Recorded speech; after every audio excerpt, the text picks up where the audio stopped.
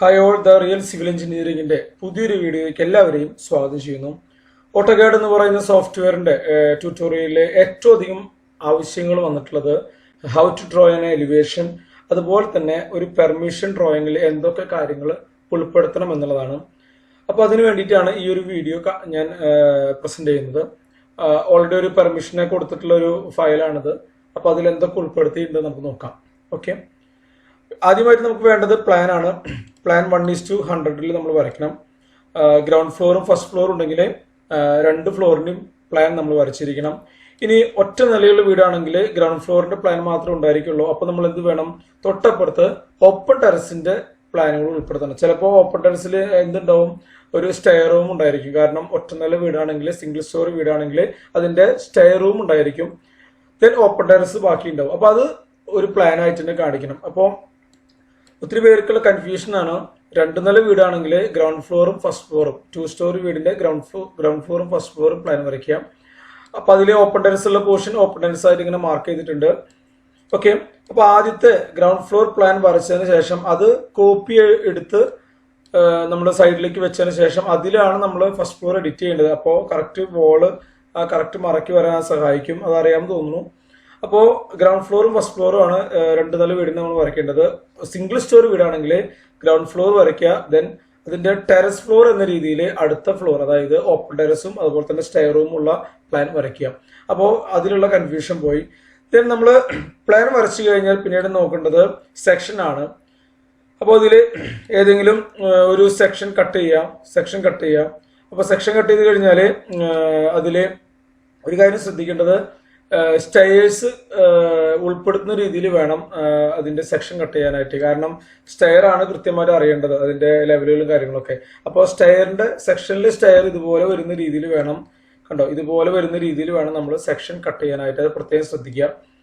Okay, section പല രീതിയിൽ എടുക്കാം. നിങ്ങൾക്ക് വെർട്ടിക്കൽ ഹൊറിസോണ്ടലൊക്കെ ആയിട്ട് എടുക്കാം. ചിലവരത് കട്ട് ഒരു ബ്രേക്ക് കൊടുത്തിട്ട് ചെയ്യുന്ന സെക്ഷനൊക്കെ ഉണ്ട്. അതൊന്നും ഞാൻ പറയുന്നില്ല, കൺഫ്യൂഷൻസ് ഉണ്ടാവാതിരിക്കട്ടെ. അപ്പോൾ ഒരു സെക്ഷന്റെ ലൈൻ നമ്മൾ വരച്ചു. ഈ വരച്ച ലൈൻ നമ്മൾ ഇങ്ങനെ ഈ ബേസ് നമ്മൾ റൊട്ടേറ്റ് ചെയ്യാണ് നമ്മൾ. ഓക്കെ, ആന്റി ക്ലോക്ക് വൈസ് എന്ന് വേണമെങ്കിൽ പറയാം അല്ലെ. ആന്റി ക്ലോക്ക് വൈസ് നമ്മൾ ഇതൊരു ഹിഞ്ചാക്കി കൺസിഡർ ചെയ്തുകൊണ്ട് ഞാൻ ഈ വരച്ച സെക്ഷൻ ലൈന് ഞാൻ ഇങ്ങനെ റൊട്ടേറ്റ് ചെയ്യാണ്. അതാണ് നമ്മളിപ്പോൾ ഇവിടെ വരച്ചിട്ടുള്ളത്. ഓക്കെ, കൃത്യമായിട്ട് സെക്ഷൻ നോക്കിയിട്ട് വരയ്ക്കുക. പല ആളുകൾ പല മെത്തേഡ് ചെയ്യുന്നുണ്ട്. ഈ ഒരു പ്ലാൻ എടുത്തിട്ട് കോപ്പി ചെയ്ത് വെച്ച് അതിന് റൊട്ടേറ്റ് ചെയ്ത് വെച്ചിട്ട് വരയ്ക്കുന്ന ആളുകളൊക്കെ ഉണ്ട്. ഞാൻ പറയാ അതൊന്നും വേണ്ട. നമുക്ക് ഇതിന്റെ ഡയമെൻഷൻസ് അറിയാലോ. ഇപ്പൊ ഈ വോളാണ് ഏറ്റവും ആദ്യം വരുന്നത് അല്ലെ. ഈ വോൾ വരച്ചു. ദെൻ വർക്ക് ഏരിയയുടെ അളവ് അറിയാം.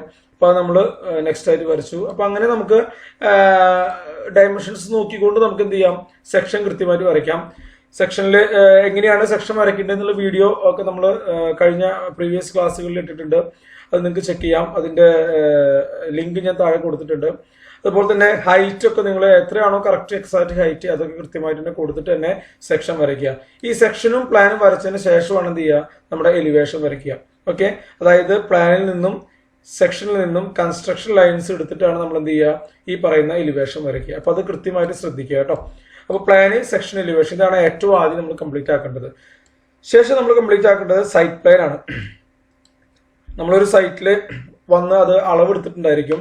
അളവെടുത്ത് കഴിഞ്ഞാൽ കൃത്യമായിട്ട് അത് വരയ്ക്കുക, സൈറ്റ് പ്ലാൻ വരയ്ക്കുക. സൈറ്റ് പ്ലാൻ എന്തൊക്കെയാവും സൈറ്റ് പ്ലാൻ വരയ്ക്കുമ്പോൾ ശ്രദ്ധിക്കേണ്ടതെന്നും നമ്മൾ പ്രീവിയസ് വീഡിയോയിൽ പറഞ്ഞിട്ടുണ്ട്. ലിങ്ക് താഴെ കൊടുത്തിട്ടുണ്ട്, അത് വാച്ച് ചെയ്യുക.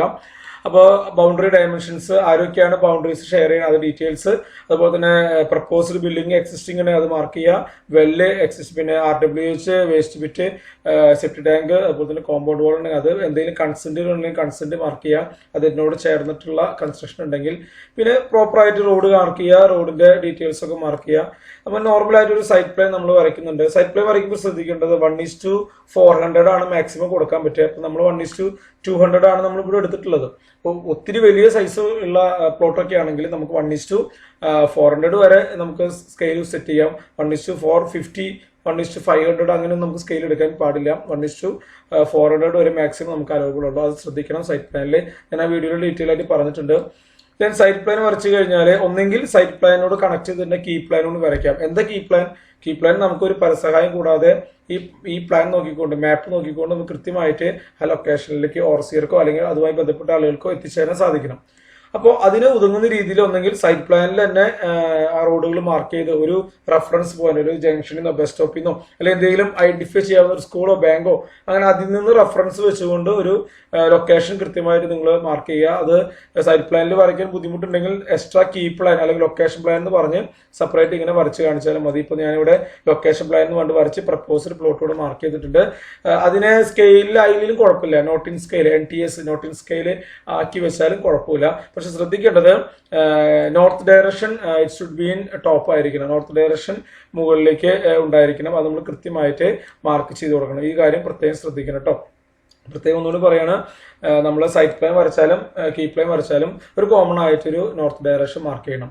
അപ്പോൾ നമുക്ക് പ്ലാൻ സെക്ഷൻ എലിവേഷൻ ആയി, അതുപോലെ തന്നെ സൈറ്റ് പ്ലാൻ ആയി, കീ പ്ലാൻ അല്ലെങ്കിൽ ലൊക്കേഷൻ പ്ലാൻ വരച്ചു.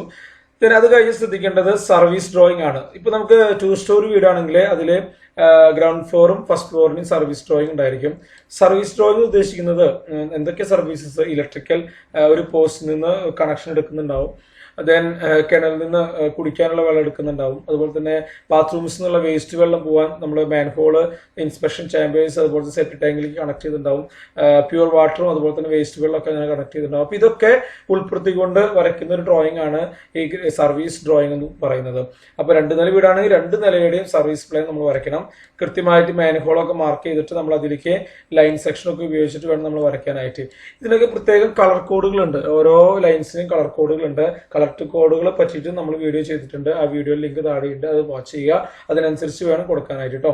ഇത് ഒത്തിരി മുന്നത്തെ ഒരു ഡ്രോയിങ് ആണ്. അപ്പോൾ ലേറ്റസ്റ്റ് കളർ കോഡ് എന്താണെന്നുള്ളത് നമ്മൾ വീഡിയോയിൽ പറഞ്ഞിട്ടുണ്ട്, അത് കൃത്യമായിട്ട് ഫോളോ അപ്പ് ചെയ്യാം. അപ്പോൾ നമുക്ക് വേണ്ട ഒന്നുകൂടി പറയാണ്, ground floor first floor plan, section elevation, site plan, key plan അല്ലെങ്കിൽ ലൊക്കേഷൻ പ്ലാൻ, അതുപോലെ തന്നെ സർവീസ് ഡ്രോയിങ്. ഇത്രയും കാര്യങ്ങൾ കഴിഞ്ഞ് കഴിഞ്ഞാൽ ഓൾമോസ്റ്റ് ആയി. ഇനി നമ്മൾ എന്തായാലും റെയിൻ വാട്ടർ ഹാർവെസ്റ്റിംഗ് കാണിക്കണം അല്ലെ. റെയിൻ വാട്ടർ ഹാർവെസ്റ്റിംഗ് എങ്ങനെ കാൽക്കുലേറ്റ് ചെയ്യാൻ നിങ്ങൾക്ക് അറിയാം ഓൾറെഡി. ഓരോ ഒക്യുപ്പൻസിക്ക് അനുസരിച്ചിട്ട് ഇപ്പോൾ വീടൊക്കെ ആണെങ്കിൽ കവറേജ് ഏരിയ ഇൻറ്റു 25. അപ്പോൾ നമുക്ക് എത്രയാണ് ടാങ്ക് സൈസ് കിട്ടും, ആ ടാങ്ക് സൈസ് കിട്ടിയ അതിനനുസരിച്ചിട്ടൊരു റെയിൻ വാട്ടർ ഹാർവെസ്റ്റിങ്ങിന്റെ ഒരു ഡ്രോയിങ് വരയ്ക്കുക, ഒരു ഫിൽറ്റർ യൂണിറ്റ് ഒക്കെ വെച്ചിട്ടുള്ള ഒരു യൂണിറ്റ്. ഇതൊക്കെ നമുക്ക് ഒരു ടെംപ്ലേറ്റ് ഓൾറെഡി വരച്ചു വെച്ചാൽ അത് നേരെ കോപ്പി ചെയ്ത് വെച്ചാൽ മതി. ഓരോ ഡ്രോയിങ്ങിനും നമ്മൾ വരയ്ക്കാൻ ശ്രമിക്കേണ്ട. ഇപ്പോൾ 2 നില വീടാണെങ്കിൽ ഓപ്പൺ ടെറസിൽ നിന്ന് ഒരു പൈപ്പ് കാണിച്ച് നമ്മൾ ഫിൽറ്റർ യൂണിറ്റ് ഒക്കെ വെച്ച് അതൊക്കെ നമുക്ക് ഓൾറെഡി ടെംപ്ലേറ്റുകൾ ഐ തിങ്ക് നിങ്ങളുടെ ഫ്രണ്ട്സിന്റെ കയ്യിൽ നിന്ന് കിട്ടും, അല്ലെങ്കിൽ ഇപ്പോൾ കൺസ്ട്രക്ഷൻ കമ്പനിക്ക് ആണെങ്കിൽ അവിടെ ഓൾറെഡി ടെംപ്ലേറ്റ് ഉണ്ടായിരിക്കും. അപ്പോൾ അത് ഓൾറെഡി നമ്മുടെ അളവിലേക്ക് ആക്കി വെച്ചാൽ മതി. ഇപ്പോൾ ഇതിലൊക്കെ എഡിറ്റ് ചെയ്ത് നമുക്ക് എത്രയാണ് കപ്പാസിറ്റി വേണ്ടത്, ആ കപ്പാസിറ്റി വേണ്ട കപ്പാസിറ്റിക്കാൾ കുറച്ച് കൂടുതലായിട്ട് നമ്മൾ എന്ത് ചെയ്യുക, അത് ഡിസൈൻ ചെയ്ത് വെക്കുക. ഇപ്പോൾ 4200 ആണെങ്കിൽ നമുക്ക് ഈ പറയുന്ന 2 മീറ്റർ, 1.5 മീറ്റർ, 1.4 മീറ്റർ മൾട്ടിപ്പിൾ ചെയ്ത് കഴിഞ്ഞാൽ അത്രത്തോളം വോളിയം നമുക്ക് കിട്ടുന്ന രീതിയിലായിരിക്കണം അത് അറേഞ്ച് ചെയ്യേണ്ടത്. അപ്പം നമ്മുടെ റെയിൻ വാട്ടർ ഹാർവെസ്റ്റിങ്ങിന്റെ ഒരു ഡീറ്റെയിൽ നമ്മൾ വയ്ക്കണം. അതുപോലെ തന്നെ എന്തെങ്കിലും ഡിസ്പേഷൻ ട്രഞ്ചോ അല്ലെങ്കിൽ നമ്മുടെ വേസ്റ്റ് ബിറ്റ് ഒക്കെ ഉണ്ടെങ്കിൽ നമുക്ക് അതിന്റെ ക്രോസ് സെക്ഷനും കാര്യങ്ങളും വേണമെങ്കിൽ കാണിക്കാം, നിർബന്ധമില്ല, എന്നാലും കാണിച്ചാൽ നല്ലതാണ്. അതുപോലെ തന്നെ അടുത്ത ഇമ്പോർട്ടന്റ് ആയ ഒരു കാര്യമാണ്, നമുക്ക് എന്തായാലും ഒരു പുതിയ വീടിന്റെ പുതിയ സെപ്റ്റി ടാങ്ക് ആയിരിക്കും. അപ്പോൾ എന്തായാലും സെപ്റ്റി ടാങ്കിന്റെ പ്ലാനും സെക്ഷനും കൃത്യമായിട്ട് നമ്മളത് മാർക്ക് ചെയ്യണം. ഇതും നമുക്ക് ഓൾറെഡി നമ്മൾ വരച്ചു വെച്ച ടെംപ്ലേറ്റ് എടുത്ത് കോപ്പി ചെയ്ത് വെച്ചാൽ മതി. കോമൺ ആണ്, എല്ലാ വീടുകൾക്കും ഒരു കോമൺ സൈസിലുള്ള ഒരു 3 മീറ്റർ ഒക്കെ വരുന്ന ഒരു സെപ്റ്റി ടാങ്ക് വരച്ചു വെച്ചേക്കുക, അത് കോപ്പി ചെയ്ത് വെച്ചേക്കുക. ഓക്കെ, അപ്പൊ അത് പിന്നെ അതുപോലെ തന്നെ റെയിൻ വാട്ടർ ഹാർവെസ്റ്റിംഗിന്റെ ഫിൽറ്റർ യൂണിറ്റ് സിസ്റ്റം അതൊക്കെ വേണമെങ്കിൽ കാണിക്കാൻ നിർബന്ധമില്ല അത്രയധികം. ഓക്കെ, അപ്പോൾ കൃത്യമായിട്ട് ശ്രദ്ധിക്കേണ്ടത് സെപ്റ്റി ടാങ്ക് സോഫ്റ്റ് ബിറ്റ് ഡീറ്റെയിൽസ് കൃത്യമായിട്ട് വേണം. അതുപോലെ തന്നെ നമ്മൾ കിണർ പണിയുന്നുണ്ടെങ്കിൽ നമുക്ക് ശരിക്കും പലരും ഡൗട്ടാണ്, വെൽ പണിയണമെങ്കിൽ നമുക്ക് പെർമിറ്റ് എടുക്കണമെന്നുള്ളത്. കൃത്യമായിട്ട് പെർമിറ്റ് എടുക്കണം. അത് നമ്മുടെ പ്ലോട്ടിൽ കിണർ പണിയുന്നുണ്ടെങ്കിലും കോമ്പൗണ്ട് വാൾ പണിയുന്നുണ്ടെങ്കിലും പെർമിറ്റ് എടുക്കണം എന്നാണ് പറയാം. അപ്പോൾ പ്ലാൻ വരയ്ക്കുമ്പോൾ തന്നെ അതിൽ പുതിയൊരു കിണറുണ്ടെങ്കിൽ നമുക്ക് പ്രപ്പോസൽ വെല്ലി നമുക്ക് ഇതിൻ്റെ കൂടെ എന്ത് കാണിക്കാനുള്ള ഓപ്ഷൻ ഉണ്ട്. സെയിം ആസ് തന്നെ കിണറിന്റെ ഒരു പ്ലാൻ, അതുപോലെ തന്നെ സെക്ഷൻ എലിവേഷൻ, ഇത് കൃത്യമായിട്ട് നമ്മൾ ഇതുപോലെ തന്നെ വരച്ചിട്ട് വേണം നമ്മളൊരു കോർണറിൽ അത് വെച്ചേക്കണം കേട്ടോ. അപ്പോൾ മെയിനായിട്ട് കിണറിന്റെ ഡെപ്ത് മാർക്ക് ചെയ്യണം, വിഡ്ത്തൊക്കെ മാർക്ക് ചെയ്യണം കൃത്യമായിട്ട്. അപ്പോൾ ഇതൊക്കെയാണ് നമുക്ക് മെയിൻ ആയിട്ട് വേണ്ടത്. പിന്നെ നമ്മൾ പെർമിഷൻ പ്ലാൻ വരയ്ക്കുമ്പോൾ ഒരു പേജിൽ സെറ്റ് ചെയ്യാം. മിക്കവാറും 2 ഷീറ്റ് വേണ്ടി വരും. ഇപ്പോൾ മുതിർന്ന ഷീറ്റ് A0 A1 ഒക്കെ ആണെങ്കിൽ ചിലപ്പോൾ ഒരു ഷീറ്റിൽ കൊണ്ടുവന്ന് വരാം. ഓക്കെ, അപ്പോൾ 2 ഷീറ്റായാലും കുഴപ്പമില്ല. അപ്പോൾ ആദ്യത്തെ പ്ലാൻ സെക്ഷൻ എലിവേഷൻ ഒക്കെ ഒരു ഷീറ്റിൽ, ദെൻ സർവീസ് പ്ലാൻ, അതുപോലെ തന്നെ സൈറ്റ് പ്ലാൻ, മറ്റു കാര്യങ്ങളും മറ്റേ 2ാമത്തെ ഷീറ്റിൽ വെച്ചാലും നമുക്ക് കുഴപ്പമില്ല.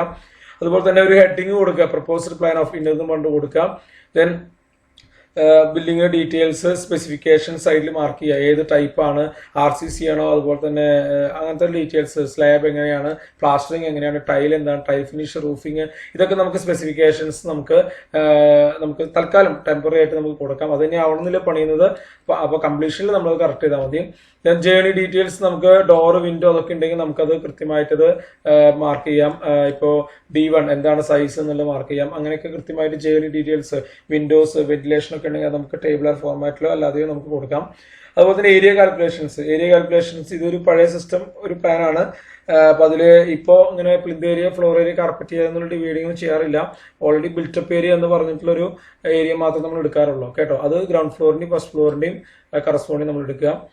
പിന്നെ നമ്മൾ ശ്രദ്ധിക്കേണ്ടത് പ്ലോട്ട് ഏരിയ ഡീറ്റെയിൽസ്, അതുപോലെ തന്നെ FSA കവറേജ്, അത്തരം ഡീറ്റെയിൽസ് ഒക്കെ നമ്മൾ ഓൾറെഡി മാർക്ക് ചെയ്യണം. FSA കവറേജ് എന്താണെന്ന് നിങ്ങൾക്ക് അറിയാം.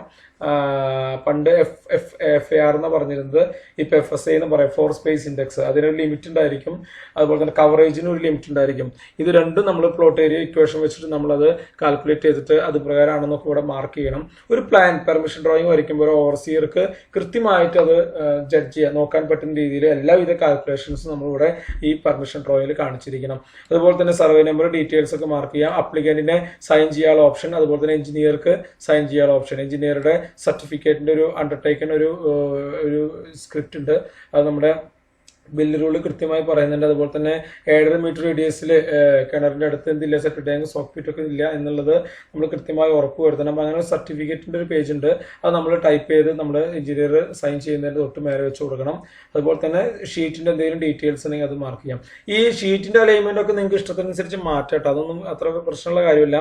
പക്ഷെ എന്തെങ്കിലും കാൽക്കുലേഷൻസ്, ഫോർ എക്സാമ്പിൾ കാർ പാർക്കിങ്ങോ സാനിറ്ററി യൂണിറ്റിന്റെ, അതായത് ഇതിന്റെ സെപ്റ്റ് ടാങ്ക്, നമ്മുടെ വാട്ടർ ക്ലോസറ്റ്, അങ്ങനെ യൂറിനൽസിന്റെ കാൽക്കുലേഷൻസ് ഒക്കെ ഉണ്ടെങ്കിൽ അത് സെപ്പറേറ്റ് അത് കാണിച്ചേക്കുക. കാരണം നമ്മൾ എഴുതി കഴിഞ്ഞാൽ അത് എന്തൊക്കെയാണ് ശരിക്കും റിക്വയർഡ്, എത്ര പ്രൊവൈഡ് ചെയ്യും എന്നുള്ളത് അറിയാൻ ബുദ്ധിമുട്ടാണ്. അപ്പോൾ അതുകൊണ്ട് കൃത്യമായിട്ട് അതിന്റെ കാൽക്കുലേഷൻ നമ്മൾ പെർമിഷൻ ഡ്രോയിങ് വരയ്ക്കുമ്പോൾ കാണിക്കണം. വീടിനൊന്നും ആവശ്യമില്ല, ഒരു കൊമേഴ്ഷ്യൽ ബിൽഡിംഗ്, മുതിർന്ന ബിൽഡിംഗ് ഒക്കെ ആകുമ്പോഴാണ് അത്തരം കാര്യങ്ങൾ ആവശ്യമുള്ളൂ. അപ്പോൾ അത് കൃത്യമായിട്ട് നമ്മൾ മാർക്ക് ചെയ്യുക. അതുപോലെ തന്നെ ഒരു ടേബിൾ, ചെക്ക് ലിസ്റ്റ് എന്ന് പറഞ്ഞിട്ട് ഒരു ടേബിൾ കൂടി മുതിർന്ന ബിൽഡിങ്ങിൽ വെക്കുന്നത് നല്ലതായിരിക്കും. കാരണം ഇപ്പോൾ FSI എത്രയാണ് നമുക്ക് ലിമിറ്റ്, എത്രയാണ് നമുക്ക് വന്നത് കിട്ടിയത്, കവറേജ് എത്രയാണ് ലിമിറ്റ്, എത്രയാണ് നമ്മൾ പ്രൊവൈഡ് ചെയ്തിട്ടുള്ളത്, കാർ പാർക്കിംഗ് എത്രയാണ് റിക്വയർഡ്, എത്ര നമ്മൾ പ്രൊവൈഡ് ചെയ്തു, അതുപോലെ തന്നെ ഡിസേബിൾഡ്, അതുപോലെ തന്നെ സാനിറ്ററി, ഇതൊക്കെ നമുക്കൊരു ചെക്ക് ലിസ്റ്റ് പോലെ ടേബിളർ ഫോർമാറ്റിൽ വെച്ച് നന്നായിരിക്കും. നമ്മളിപ്പോൾ ഇവിടെ വെച്ചിട്ടില്ല, കാരണം ഇത് വീടാണ്, നമുക്കധികം ആവശ്യം വരുന്നില്ല, അതുകൊണ്ടാണ് ഉൾപ്പെടുത്താഞ്ഞത്. അപ്പോൾ ഇത്രയും കാര്യങ്ങളാണ് ഞാൻ കുറച്ച് സ്പീഡിലാണ് പറഞ്ഞത്. ഇതിൻ്റെ ഒരു നെക്സ്റ്റ് പാർട്ട് കൊമേഴ്ഷ്യലിന്റെ ഒരു വീഡിയോ കൂടി ഞാൻ പബ്ലിഷ് ചെയ്യുന്നുണ്ട്. അപ്പൊ ഇത്തരം കാര്യങ്ങളാണ് ശ്രദ്ധിക്കേണ്ടത്. ഇത് വരയ്ക്കുമ്പോൾ ഓരോന്നിനും ഇൻഡിവിജ്വൽ ആയിട്ട് സ്പെസിഫൈ ചെയ്തിട്ട് നമുക്ക് നോക്കുകയാണെങ്കിൽ പ്ലാൻ വരയ്ക്കുമ്പോൾ ശ്രദ്ധിക്കേണ്ട കാര്യങ്ങളൊക്കെ ഓൾറെഡി പറഞ്ഞിട്ടുണ്ട്. സെക്ഷൻ, എലിവേഷൻ, അതുപോലെ തന്നെ സൈറ്റ് പ്ലാനിന്റെ ഡീറ്റെയിൽസ് ഒക്കെ പറഞ്ഞിട്ടുണ്ട്. അപ്പോൾ ഒത്തിരി കുട്ടികൾ, സ്റ്റുഡൻസ് ചോദിക്കുന്നുണ്ട് ഇതെങ്ങനെ നമ്മളൊന്ന് സ്റ്റാർട്ടിങ് കിട്ടുക എന്നുള്ളത്. സ്റ്റാർട്ടിങ് കിട്ടാൻ ഞാൻ പറയാ, ഒരു പെർമിഷൻ ഡ്രോയിങ് വരയ്ക്കാനുള്ള വർക്ക് എടുക്കുക. വർക്ക് എടുത്തതിന് ശേഷം നമ്മൾ പ്ലാൻ വരയ്ക്കുക. അവരോട് ആദ്യമായിട്ട് വരയ്ക്കുന്നതിന് പറഞ്ഞിട്ട് എടുക്കാൻ പറ്റിയ എത്രയും നല്ലത്. അല്ലെങ്കിൽ നമ്മുടെ റിലേറ്റീവ്സിൻ്റെ അങ്ങനെയൊക്കെ ആണെങ്കിൽ നമ്മളൊരു വർക്ക് എടുക്കുക. ദെൻ നമ്മൾ ആദ്യമായിട്ടാണ് ചെയ്യുന്നത്. അപ്പോൾ കൃത്യമായിട്ട് അതിൻ്റെ എല്ലാ ഡീറ്റെയിൽസും വരച്ച് ഒരു തവണ ട്രൈ ചെയ്ത് നോക്കുക. നമ്മളെ എടുത്ത് ചാടാതെ ഒന്നും പഠിക്കാൻ പറ്റില്ല. അപ്പോൾ അതുകൊണ്ട് തന്നെ പെർമിഷൻ ഡ്രോയിങ് വരയ്ക്കാൻ, പെർമിഷൻ കൊടുക്കാൻ ഉള്ള കോൺഫിഡൻസ് കിട്ടണമെങ്കിൽ, പെർമിറ്റിന് കൊടുക്കാനുള്ള കോൺഫിഡൻസ് കിട്ടണമെങ്കിൽ നിങ്ങൾ ഒരു തവണ ഒരു വർക്ക് എടുത്ത് ട്രൈ ചെയ്യേ നിങ്ങൾക്ക് കോൺഫിഡൻസ് കിട്ടും. അതിന് അതിൽ മിസ്റ്റേക്സ് ഒക്കെ ഉണ്ടായിരിക്കാം. അപ്പോൾ നമ്മൾ സബ്മിറ്റ് ചെയ്ത് കഴിഞ്ഞാൽ ചിലപ്പോൾ റിട്ടേൺ ഒക്കെ വരും. അതൊക്കെ നമുക്ക് കറക്റ്റ് ചെയ്യാവുന്ന കേസുള്ളൂ. എല്ലാവരും ആദ്യം ചെയ്യുമ്പോൾ അതൊക്കെ വരുന്നതാണ്. ദെൻ നിങ്ങൾക്ക് ഒരു ഡിസൈൻ ഫയൽ ഉണ്ടാക്കി വെക്കുക. ഇപ്പോൾ ഈ സെപ്റ്റ് ടാങ്ക്, സോക്ക്പിറ്റ് പോലുള്ള കാര്യങ്ങളൊക്കെ നമ്മൾ ഓൾറെഡി ഒരു AutoCAD ഫയലിൽ വെക്കുക. നമുക്ക് കോപ്പി പേസ്റ്റ് ചെയ്യുന്ന രീതിയിൽ അറേഞ്ച് ചെയ്യുക. ഷീറ്റൊക്കെ അറേഞ്ച് ചെയ്ത് വെച്ചാൽ നമുക്ക് എളുപ്പം പണികൾ നടക്കും. അപ്പോൾ പെർമിഷൻ ഡ്രോയിങ്ങിൽ എന്തൊക്കെയാണ് ഉൾപ്പെടുത്തേണ്ടത് എന്നുള്ളത് ഞാൻ പറഞ്ഞു. ഇനി ഇത് മാത്രം അറിഞ്ഞുകൊണ്ടായില്ല കേട്ടോ. കാരണം പെർമിഷൻ ഡ്രോയിങ് വരച്ച് പ്രിന്റ് എടുത്ത് സൈൻ ചെയ്താൽ മാത്രം പോരാ. കാരണം സബ്മിറ്റ് ചെയ്യേണ്ട പ്രൊസീജിയർ വേറെയാണ്. അപ്പോൾ അത് അടുത്ത വീഡിയോയിൽ പറയുന്നുണ്ട്. അത് പഞ്ചായത്തിലും മുനിസിപ്പാലിറ്റിയിലും ഇപ്പം നിലവിലുള്ള സിസ്റ്റം എന്താണെന്നുള്ളത് അടുത്ത വീഡിയോയിൽ പറയുന്നുണ്ട്. ഇത് മെയിനായിട്ട് പഠിക്കുന്ന ബിടെക് കഴിഞ്ഞ കുട്ടികൾക്കും പഠിച്ചുകൊണ്ടിരിക്കുന്ന കുട്ടികൾക്കും ഡിപ്ലോമ ഉള്ള കുട്ടികൾക്കും ഉദ്ദേശിച്ചിട്ടാണ് ഈ വീഡിയോ ചെയ്തിട്ടുള്ളത്. ഓക്കെ, എല്ലാവർക്കും ക്ലിയർ ആയി വിചാരിക്കുന്നു. ആവശ്യമുള്ള അർഹതപ്പെട്ട ആളുകളിലേക്ക് വീഡിയോയുടെ ലിങ്ക് എത്തിക്കുമല്ലോ. Thank you.